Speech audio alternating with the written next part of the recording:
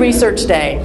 This has been a wonderful experience already. I think many of you have been to some of the concurrent paper sessions in Morrison Hall. There'll be more this afternoon.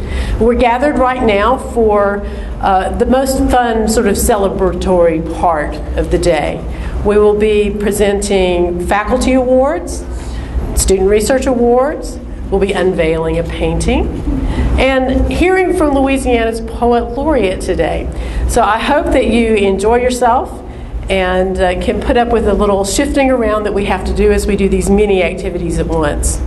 Let me introduce now our provost, Dr. Lisa Abney, who will begin, I think, with the faculty awards. Thanks, Betsy. It's always such a pleasure to get to be with you all on Research Day, and what a great crowd. I'm delighted to see so many of you.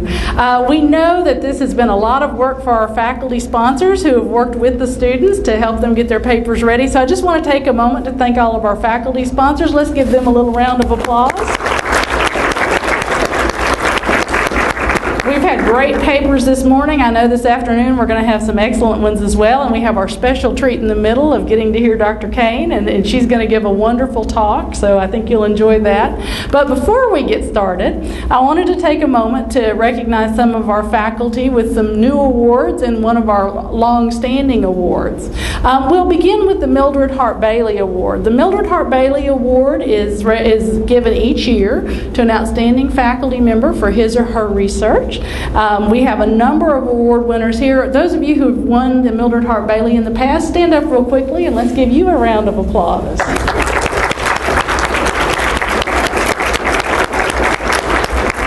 We have many more, but I think they're in class. Before we leave, I'd like for us to get a picture of it with as many of us who've won it as possible, so we'll do that over there in a little while. But this year's Mildred Hart Bailey Award winner is Dr. Andy Crank from Language and Communications. Come on up, Andy.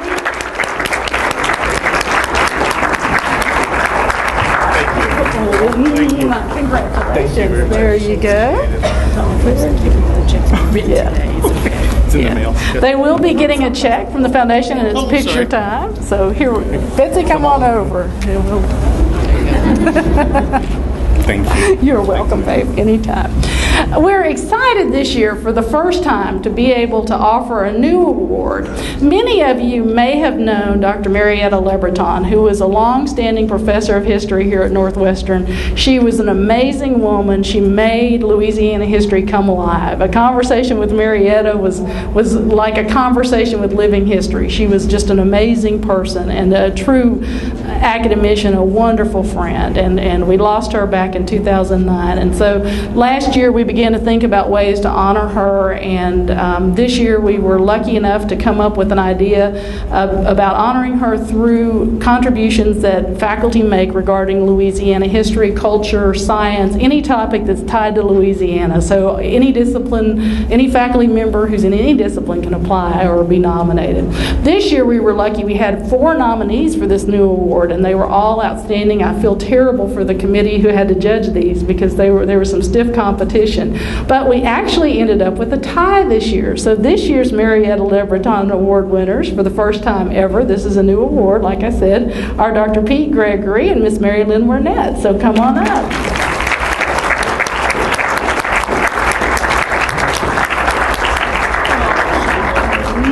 Well, you know, I have to be sneaky to Pete. Here we go. Pete finds out about everything early. You have to be sneaky with it. Let's do a picture.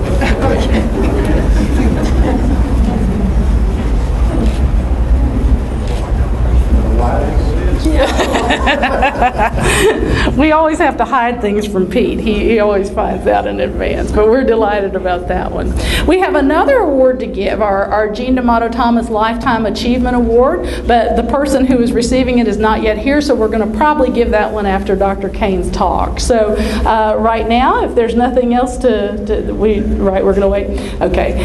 So we'll now go ahead and move into Dr. Kane's talk, but I just want to take a moment to tell you, Dr. Kane is a blessing to to all of us. We're so lucky to have her here at Northwestern, and what a thrill it is to have not only our outstanding professor and friend and colleague, but also our Poet Laureate for the state of Louisiana. It's very exciting, and we're so happy to have her with us today. I think you're going to enjoy hearing about her talk because it does bring together that idea of research and creativity and how we pull those together. At Northwestern, many of you know we have a huge creative and performing arts program. We have huge commitments to research across our campus, and it's great when we're able to make those two things merge. So I'm going to turn it over to Dr. Kane now. Thank you.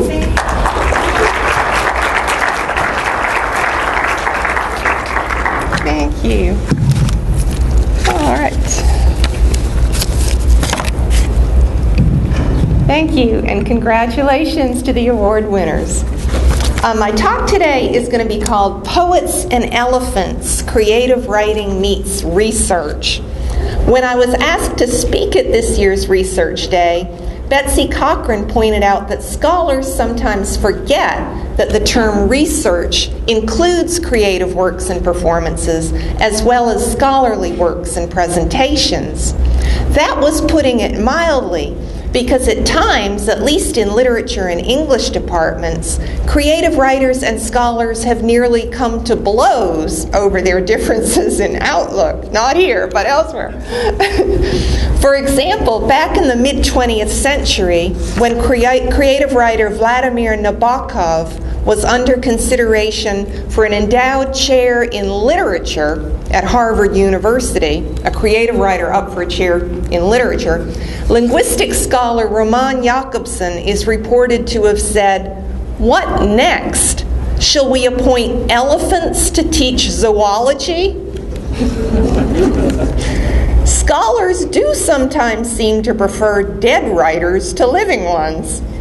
Once a writer has expired like a bottle of milk, his or her body of work is finished with no more possibility of a Nova-like surge of creative brilliance or an embarrassing decline in the quality of creative output. The work becomes stable, a known quantity, ready to be judged for its worthiness to enter the canon. And not just literature scholars, but readers in general seem to like authors better when they're dead than alive.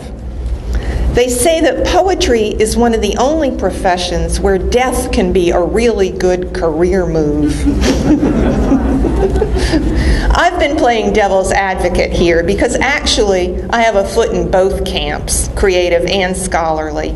And the truth is that the two methods of inquiry into the nature of our world really enhance each other more often than they clash. Contrary to our cultural stereotype of the poet being seized by the muse to vent his or her emotions on the page, a considerable amount of fact-based research can often be necessary before a creative work comes to exist. For an example today, I'm going to read a poetic sequence titled A Hobos Crown for Robert Borsotti, which begins with the following kind of background explanatory note to the reader about who Robert was. A Hobos Crown for Robert Borsotti, 1939 to 2003.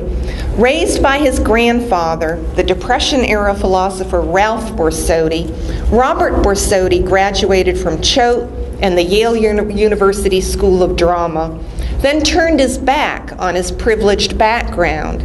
He opened a string of beatnik-style coffee houses throughout the American West, walking out on each one when the urge to wander struck him. He arrived in New Orleans in the 1970s and more or less stayed, although he shut down his coffee house to hop freight trains every summer, and moved its uptown location 3 times before settling in a former crack house on Sognat Street. He continued to write, produce, direct, and act in plays for the benefit of his coffeehouse patrons. During the 1980s, he took his ragtag troupe to New York City several times and enjoyed brief runs off Broadway. Terminally ill with bone cancer and lacking health insurance, he committed suicide by jumping from the Hale Boggs Bridge into the Mississippi River on October 25, 2003. I knew Robert. I'd dear person, and I wanted to write something to memorialize him, but I also had to do a lot of research before I could get this ready to write. From the beginning of the process, I wanted to write this as a crown of sonnets. And that's where, it's a group of sonnets where the last line of each sonnet becomes the first line of the next. And when you get to the last one, that last line is the first line of the first sonnet. So they all kind of link together, almost like a daisy chain, if you can kind of see that in your mind. But I really didn't know how many poems you're supposed to have in a crown or what the history of the form was. So I had to plunge into my reference books to find out, the background for the form I was going to use. And I knew that Robert had been raised by his grandfather. I knew his grandfather had been a philosopher, but I didn't know much about him. So once I started doing research on him, I found out that he had been a very, not a head-in-the-clouds philosopher, but a very practical, hands-on philosopher. And during the Great Depression, he had actually helped to design and implement some self-sufficient communities where people would grow their own food and manufacture everything that they needed. Very interesting character. And I began to see that America in the 1930s, I say, from Hobos and Hoovervilles to Huey Long, started to become one of the themes of that sequence, in opposition to our culture today, which can sometimes be kind of, I think, greedy and consumer-focused. So, I did some research on that. I had to look up other things. I had to look up the name of an Egyptian god, the guy who weighs the feather against your soul. I remembered a Sherlock Holmes story about a club that was just for redheads. I had to look up what the title of that was.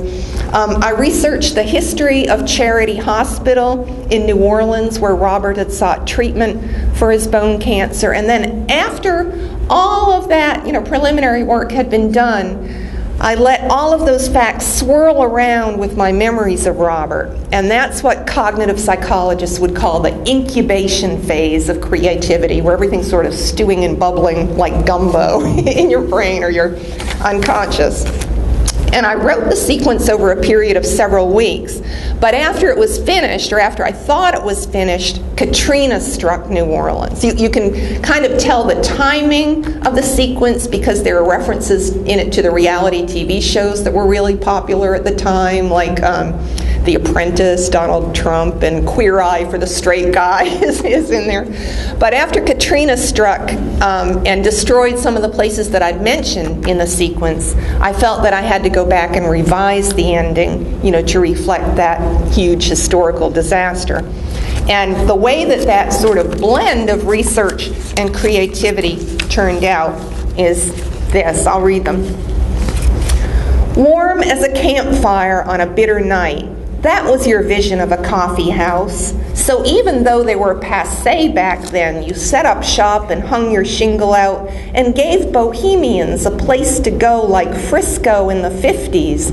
Bongo drums and cool cat daddy-os and felt berets tipped rakishly on brows of Dharma bums.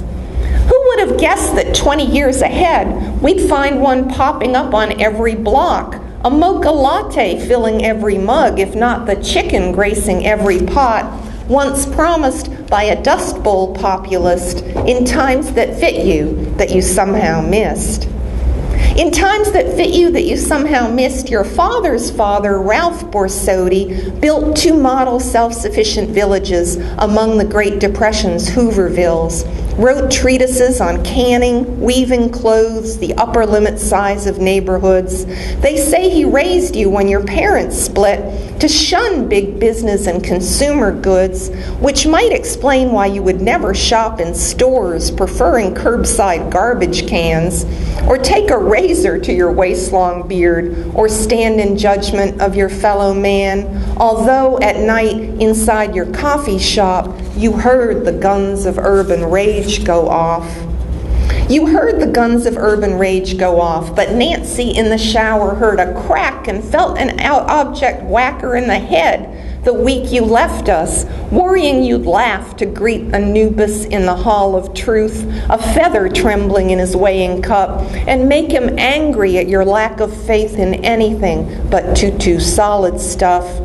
But back to Nancy, worried for your soul. She found a piece of plastic by the drain, no bigger than a Harrah's poker chip, not broken off from fan or ceiling paint, and guessed you meant to tell her she was right about the jackal god and afterlife. About the jackal god and afterlife, you didn't worry having lots of time, unlike the patrons of the coffee house who watched your beard grow as they stood in line. The new ones, college kids or tourists armed with guidebooks claiming that the place was cool, who wondered how the words muti could take 8 minutes to propel you off your stool to pour hot water in an ancient cup. Well, hell, they had the parrot overhead for entertainment. Parrot keepers know that chances are they'll be the first one dead. Your death-like silence made my tongue go slack. I'd blush bright crimson when you stared me back.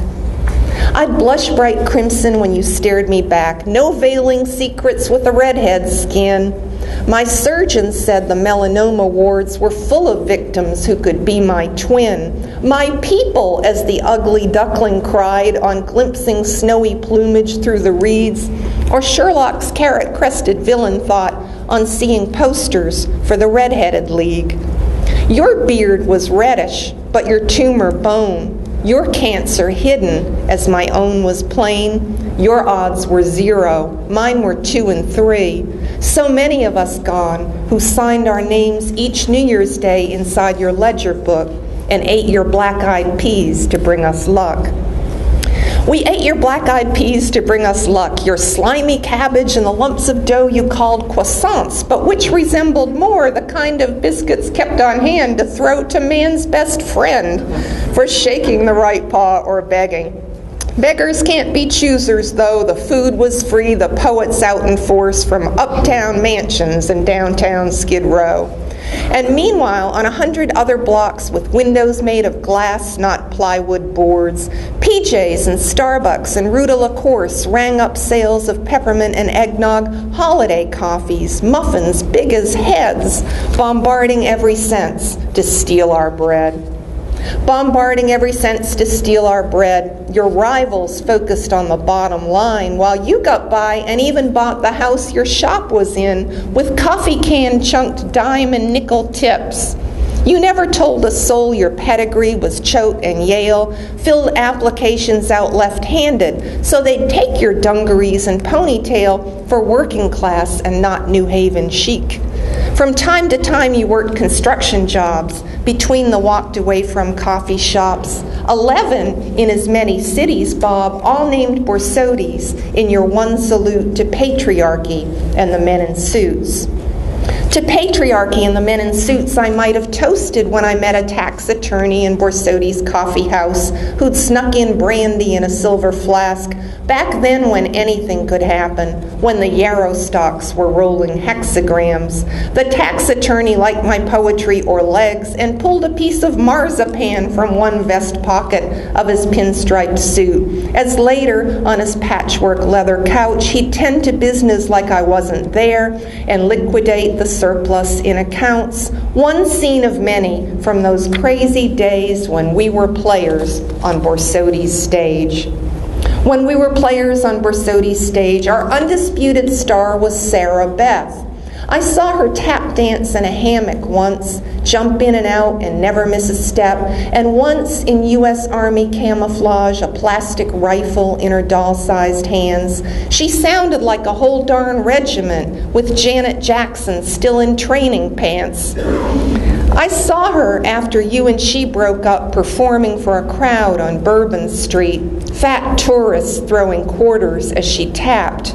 Then Gary told me she had burned her feet and needed money, and I wrote a check. She wasn't in the write-up on your death. She wasn't in the write-up on your death, but every summer you and she would lock the coffee house and pack a few effects to carry with you as you freight train hopped to points out west where hobos weren't extinct. Who says you can't repeat a country's past? You rode the rails to 1933, where good faced evil over iron tracks. Around the time the first Gulf War played out on television like a game of Pong, or maybe after Father Carl got shot for pocket money as he walked his dog, you gave it up for good, did not leave town, lost track of who had won the Hobos Crown. Lost track of who had won the Hobos Crown, that quaint Depression custom. You can bet these days reality TV would jump to have the homeless court the Bachelorette, or seek apprenticeship to Donald Trump by farting loudest after eating beans or roasting rodents over sterno cans while chugging rot gut out of tin canteens. They'd move the contest to a tropic isle and slap up dummy trains and railroad tracks, then bring in Queer Eye's crew to renovate bandana pouches into Gucci sacks. One thing we had in common, you and I, pop culture was a train that passed us by. Pop culture was a train that passed us by on tracks like those near the suspension bridge from Destrehan to Luling, swamp to swamp, on which they found your empty car, ignition off. And Nancy said you might have hopped a freight train, made it look as if you'd jumped. You might be starting up a new Borsodi's somewhere yet undisneyed and untrumped.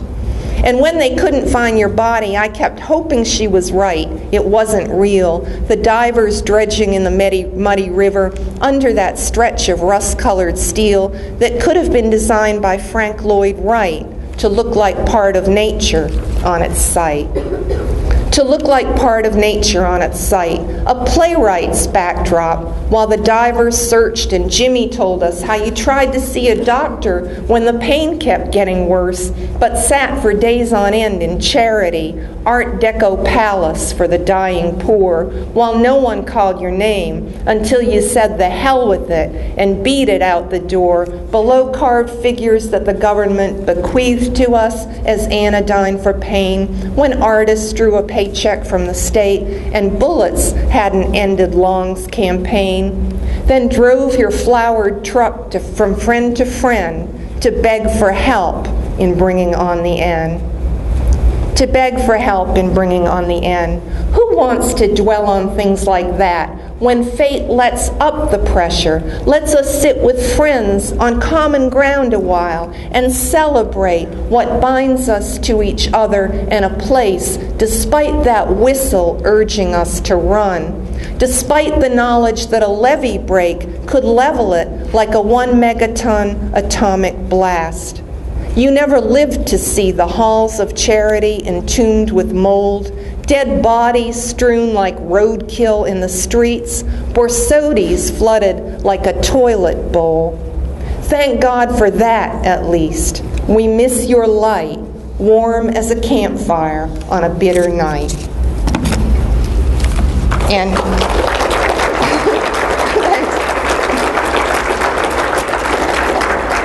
okay. That was a sad one, but I'd like to end my talk with one more shorter poem that was based on research. When I was asked to write something in honor of the 125th anniversary of NSU, I thought of the legend of Isabella's ghost as a way to pull together all of that NSU history.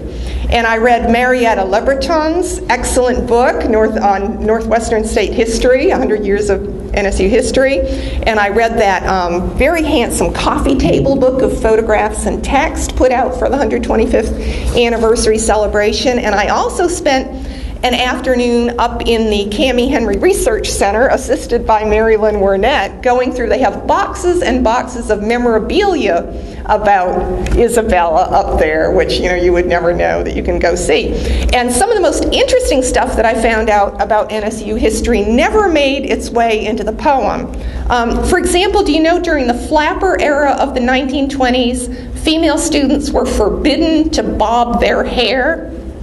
And one woman defied the rule, and she was banned from practice teaching until her hair grew out. That's all kinds of stuff you can find out.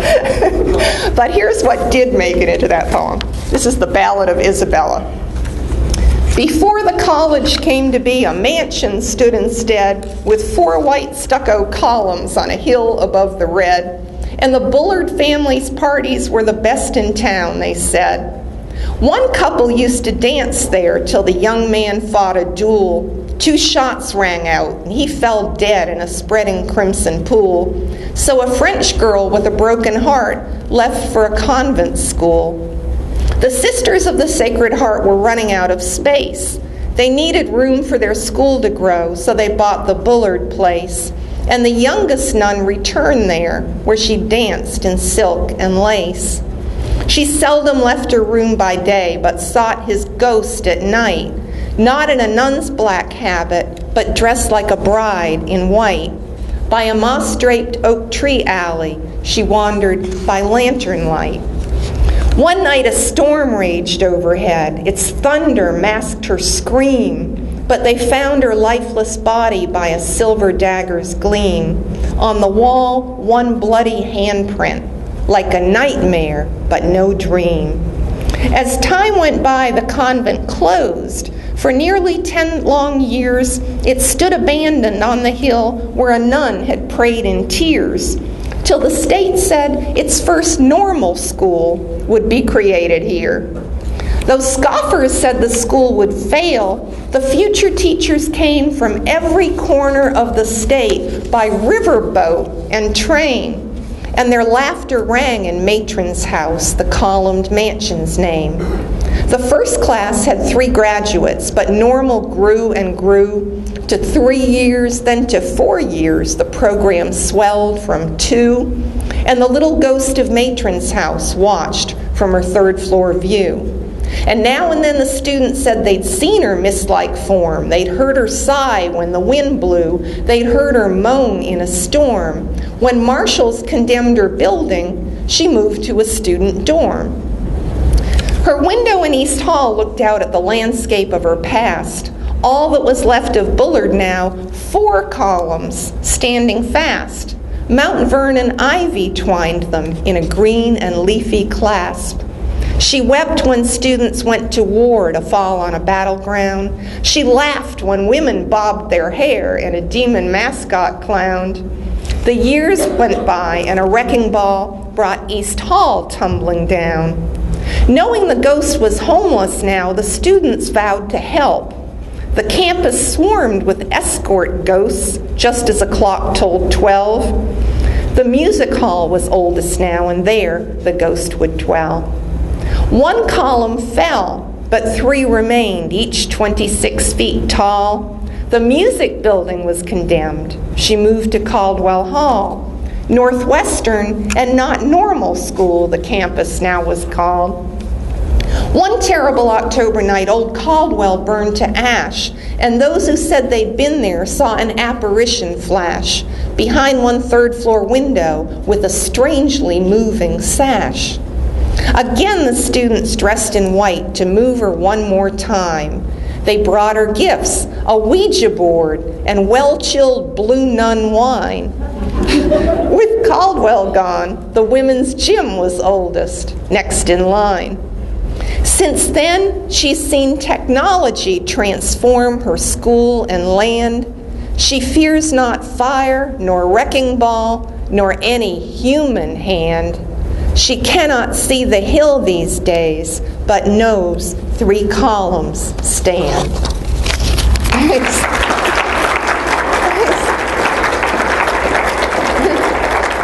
Thank you. Whether our research is creative or scholarly or a mixture of both, I think the best advice for all of us probably comes from Garrison Keillor, who always ends his radio shows with the advice to do good work. And it's a pleasure to see the good work of my colleagues and our NSU students celebrated this morning in our awards presentations. Thank you.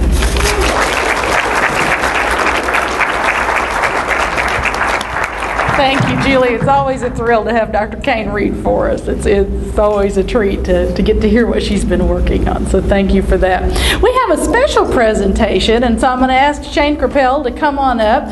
When Julie was reading her poem about Isabella, which was written in honor of the 125th anniversary, it made me to think that this would be a good time to go ahead and do a little special dedication, and so I'm going to turn it over to Shane to tell you a little bit about what he's about to unveil. Thank you, Dr. Edmond. So, While as an undergrad, I conducted a lot of research on the history of Northwestern, which is fascinating, as Dr. Kane can attain. But one of the most fascinating personalities in our history is President V.L. Roy. He is the longest-serving president in our institution, and this academic year marks the 100th anniversary of him becoming president. The president who banned the student from wearing bobbed hair and fought the trends of the 1920s is President Roy. The president who suggested to the student body that they themselves move Isabella to her new home in the 1920s was President Roy. The president who proclaimed that the demon would be the mascot of our school was President Roy. When he became president, only one brick building stood, Caldwell Hall. When he left, there was an entire complex of brick and concrete structures. Many of the old traditions that we know of our fine old school come from President Roy. He brought us from a 2-year institution to a 4-year institution, and that is his greatest accomplishment. Because of President Roy, Northwestern is here and has a very proud history. He was forced out of office, however, by Huey P. Long. He did not campaign for the politician that he had in mind. But President Roy was later honored in 1940 as President Emeritus of the Louisiana State Normal College. A Roy Hall was built in his honor, of which we are all more than familiar with. But to complete our honors to President Roy, I have painted a portrait of him that will hang in Roy Hall in his honor. Dr. Abney, if you will assist me. Thank you. Yeah, I will indeed.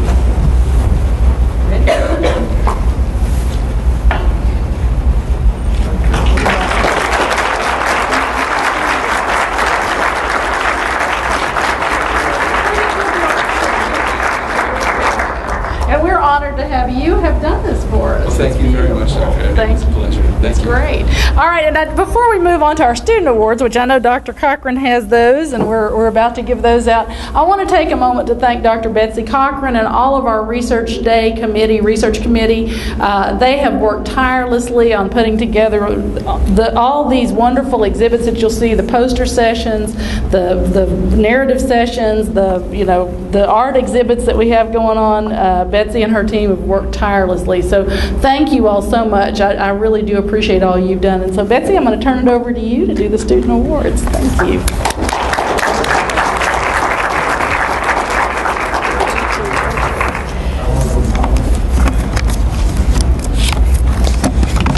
There are 2 types of student awards. The first one we want to discuss is the Student Design Award. We have a competition every year for the best design that will be used on the cover of the official program and on the poster, which you can see on the back door there. This year's winner is Ms. Annabelle Jones. Is Annabelle here? Well, I'll give the check to you. I'll give it to her.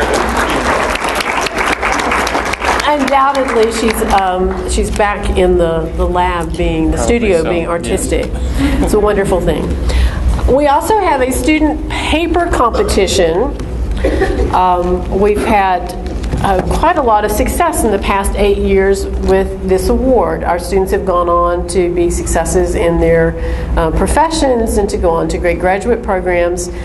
We have 8 wonderful nominees this year, and I wanted to share with you briefly the titles of their work. So students, nominees, as I call your name and read your title, would you please stand so that everyone can see who you are?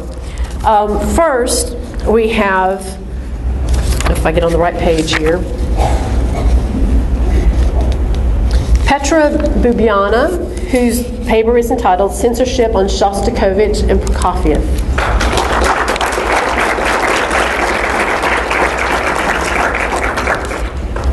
Next is Saul Carcamo, who is talking later today, if you want to hear his talk, on a novel mechanism for regulating glycolysis and glutaminolysis during the cell cycle.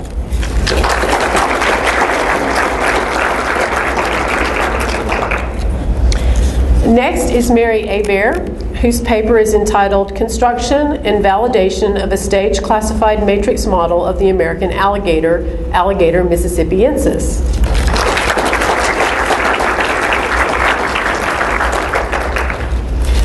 Our next group is actually a team.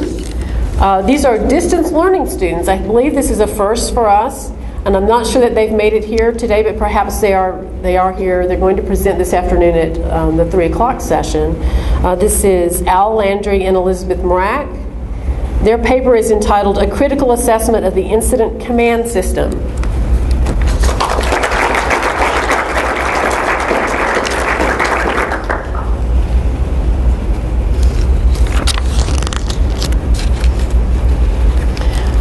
Our next student is the only graduate student who happens to be a nominee this time.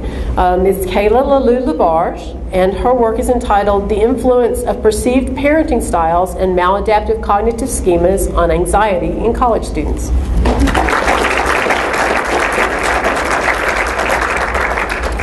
Christian Mark's research is entitled Cellular Localization of TRPV2 and Molecular Mechanisms of TRPV2 Translocation.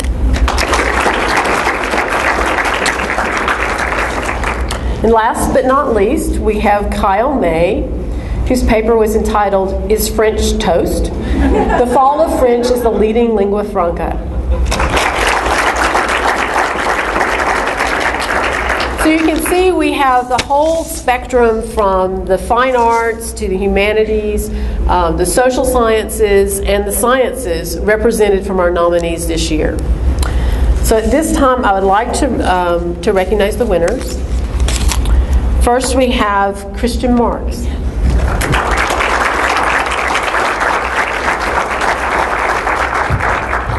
Congratulations. Thanks so much. You're welcome. Come over here, Elizabeth.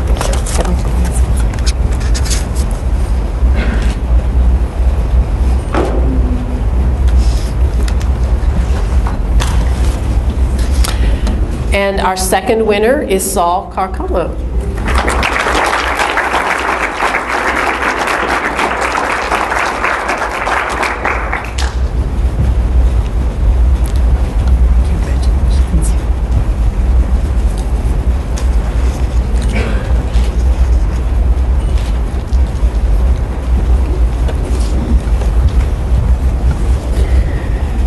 Let's give them all one more big round of applause.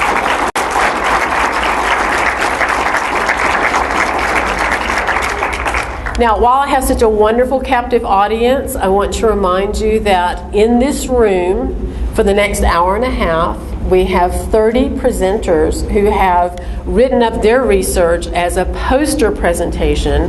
This allows you to go around and read what they have to say and to speak with the presenters. They are all supposed to be on duty in 10 minutes.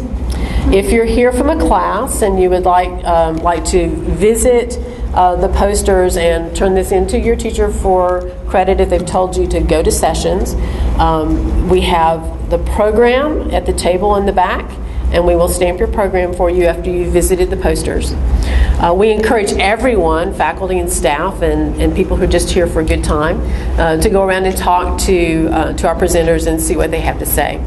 Our next oral presentations will begin at 1 o'clock in Morrison Hall. And I also wanted to mention we have a very special session occurring at 2 in room 227 of Morrison, which will be the first time in a while that we've had special musical performances. So there will be 2 different speakers who will talk somewhat about the research aspect of their work and then have a performance following. Then at 3 o'clock, actually at 3:10, the final session will begin, and there will be 3 more presentations in each of 3 different classrooms. So I do hope that you'll find something to entertain you, educate you, enlighten you, something for you to enjoy this afternoon in the rest of Research Day. Thank you very much for coming.